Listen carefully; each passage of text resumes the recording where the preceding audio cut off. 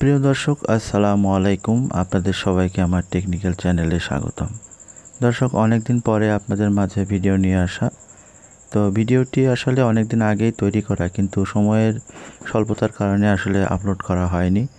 তো এই সম্পর্কীয় একটি ভিডিও অলরেডি আমার চ্যানেলে রয়েছে, যেটি অনেক দিন আগেই দেওয়া রয়েছে।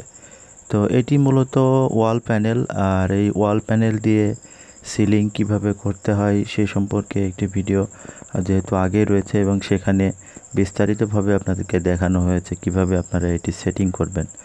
তো দর্শক দেখুন, এটি আরএফএল কোম্পানির একটি ওয়াল প্যানেলের ডিজাইন।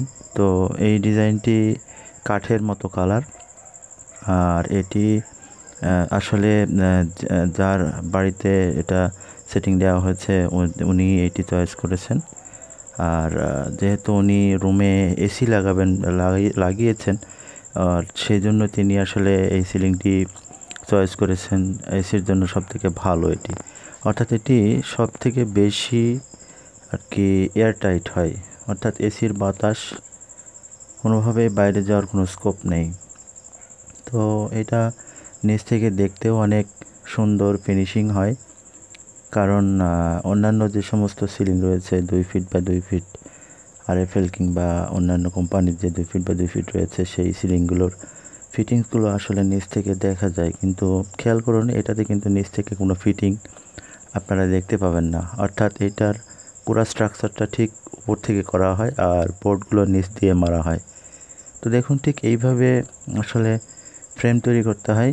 এটা সুতা টাঙিয়ে নেওয়া হয়েছে চার দেওয়ালে অ্যাঙ্গেল, যে ওয়াল অ্যাঙ্গেল রয়েছে সেটি লাগানো হয়েছে, আর সেইখান থেকে এই সুতাটা টানা হয়েছে মাঝখানে যে ফ্রেমের যে ধরে রাখবে সেই বাটামগুলো এখানে লাগানো রয়েছে। তো আপনারা কিভাবে এগুলো লাগাবেন এবং কতটুকু মাঝখানে গ্যাপ খেয়াল করুন। এই মাঝখানে গ্যাপটি হবে আসলে যে বোর্ডটি আপনারা ফ্রেম করবেন সেই বোর্ডটি, এবং যেই ওয়াল প্যানেলটি লাগাবেন বা প্যানেল লাগাবেন সেই প্যানেল এবং বোর্ডের টোটাল থিকনেসটা ঠিক এইভাবে নেবেন। এইভাবে নেওয়ার পরে ঠিক এতখানি গ্যাপ সুতা এবং ওপরে যে কাঠের বাটাম রয়েছে সেই বাটামের মাঝখানে থাকবে।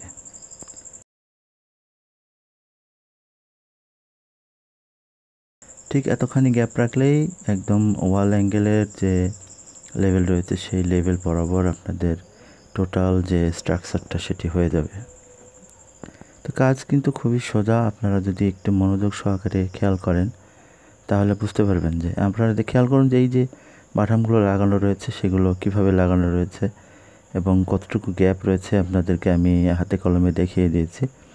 তো আপনারা নিজেরাই কিন্তু ইচ্ছা করলে এই কাজটি নিজেদের কাজ নিজেরাই করতে পারবেন। আরও একটু সহযোগিতা দরকার হলে আমার পূর্ববর্তী ভিডিওটা আপনারা খেয়াল করতে পারেন। তো এই যে ফ্রেম রয়েছে সে ফ্রেমটি নিচ থেকে আসলে কিভাবে আটকানো হয় সেটিও কিন্তু আপনারা দেখতে পাচ্ছেন স্ক্রু দিয়ে।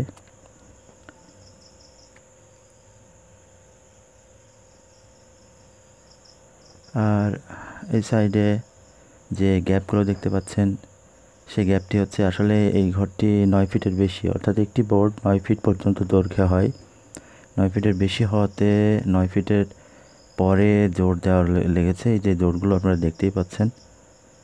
তো জোরটাও আসলে সেভাবে যদি মিলায়ে লাগানো যায় তাহলে কিন্তু বোঝা যায় না। আপনারা দেখতেই পাচ্ছেন যে বোর্ডগুলো আসলে কতটা গ্লেজি, আর ফিনিশিংটা আসলে আপনাদের চোখে পড়ার মতো হবে ইনশাল্লাহ, আপনারা যদি সেভাবে ফিটিং দিতে পারেন। তো আমরা এগুলোতে একটি সিলিং লাইট, 4 কোণাতে 4টি সিলিং লাইট ফিটিং দিয়েছি। মাঝখানে যে ছিদ্রটি দেখতে পাচ্ছেন এটি হচ্ছে ফ্যানের ছিদ্র, এইখান দিয়ে সিলিং ফ্যানটি ঝোলানো হবে। তো অলরেডি এখানে এসি লাগানো রয়েছে, তাই ওনার একটু তাড়াতাড়ি করে আসলে এটি করা হলো। তো সিলিং লাইটগুলো আপনারা দেখতে পাচ্ছেন, এগুলো আপনারা বিভিন্ন ওয়েবসাইটে, দারাজের মতো যে সমস্ত ই-কমার্স সাইট রয়েছে সে সমস্ত সাইটে খুঁজলেই পাবেন। আর লাগানোর জন্য ঠিক সমান করে কেটে লাগাতে হয়। দর্শক, এই ছিল আজকের মতো আয়োজন। ধন্যবাদ সবাইকে।